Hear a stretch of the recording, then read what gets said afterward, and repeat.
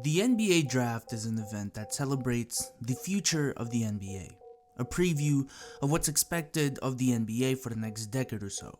It's a chance for teams to add talent to their roster, for bad teams a chance to add potential cornerstones for their franchise. And with the combination of good picks, trades, and really strong development teams, and a bit of luck, certain teams around the NBA have really positioned themselves to have a core group of young players that are set up for greatness in the next 5 or so years.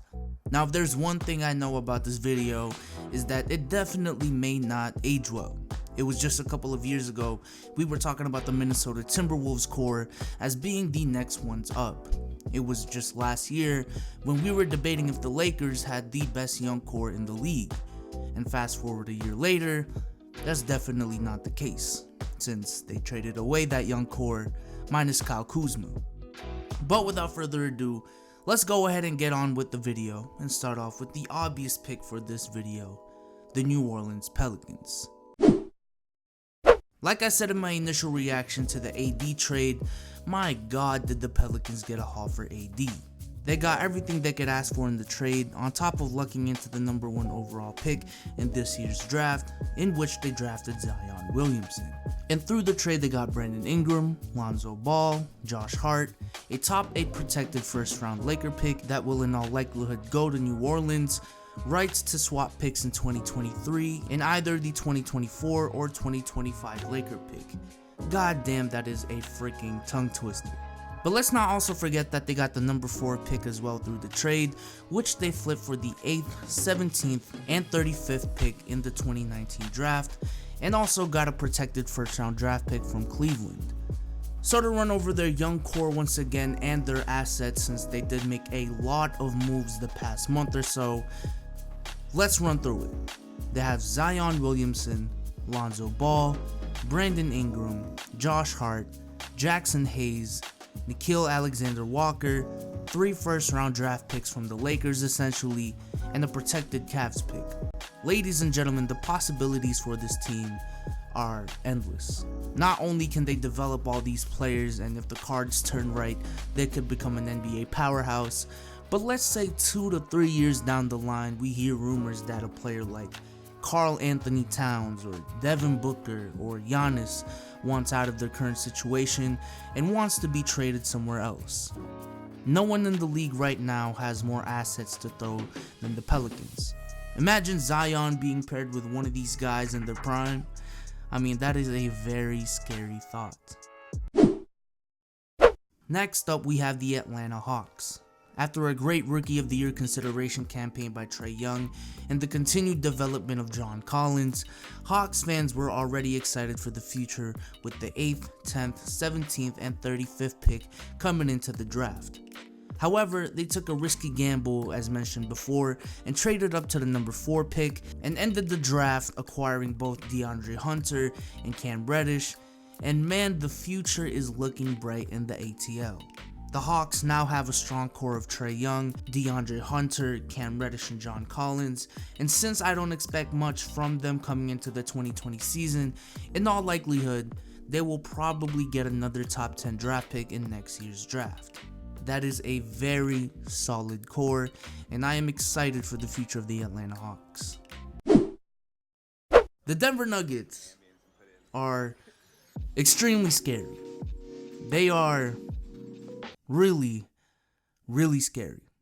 Just from talent alone, they deserve to be in this video. Nikola Jokic is only 24 years old and is widely regarded already as a top 10 player in the league. In my opinion, the best center in the league. Jamal Murray is only 22 years old and is already a pretty good 18 point per game scorer. Gary Harris didn't have his best season last year, but is another 15 to 18 point per game scorer who's only 25. They have Monte Morris and Malik Beasley, who are 2 10 point per game guards who shot 40% plus from 3 last year and are also both under 23. Oh, and did I mention that they have Michael Porter Jr. and Bobo in the back as low risk, extremely high reward guys that will be added to this team? A team that won 54 games the past season and was only 1 win away from a conference finals berth have that much young talent. Yes, the Nuggets are extremely scary. It's really weird to think that the Celtics still have one of the best young cores in the league after the season they just had and an upcoming offseason where they're poised to lose Kyrie Irving and Al Horford. But the reality of the situation is that the Celtics still have an extremely bright future. It's just not the dynastic future that many people envisioned when these pictures came out. The Celtics are still being led by a 22-year-old Jaylen Brown and a 21-year-old Jason Tatum, two of the brightest young wings in the league. While their numbers did not seem that impressive last year, considering all the adjustments they had to make and role changes they had to go through, they're still poised to have a very bright future. And a factor that many people have forgotten in this little young core that the Celtics have is Marcus Smart. Marcus Smart, his first couple of years in the league, if anything, was considered a bust. He was highly inefficient, and all he was really good for was hustle plays. His future starting point guard role got overshadowed by Isaiah Thomas, then Kyrie Irving, and at one point Terry Rozier.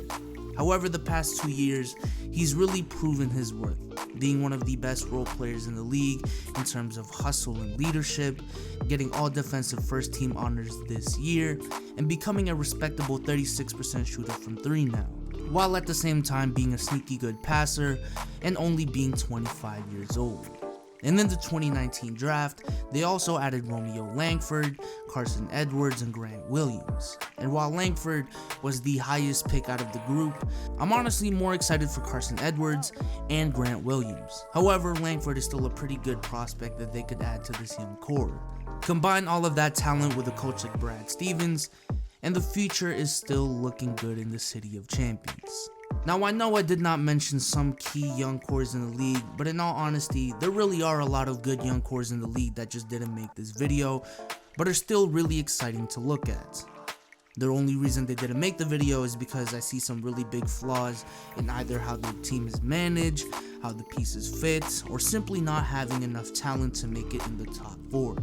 And those teams include the Chicago Bulls, who I have no problem if you really think they have a brighter future than the Celtics young core, because their young core is extremely impressive and extremely talented. The Phoenix Suns, who have Devin Booker and DeAndre Ayton as cornerstones. The 76ers with Ben Simmons and Joel Embiid. And as a disclaimer, the only reason they didn't make this video is I really don't know how both of them will fit going into the future because of Ben Simmons' lack of a jump shot.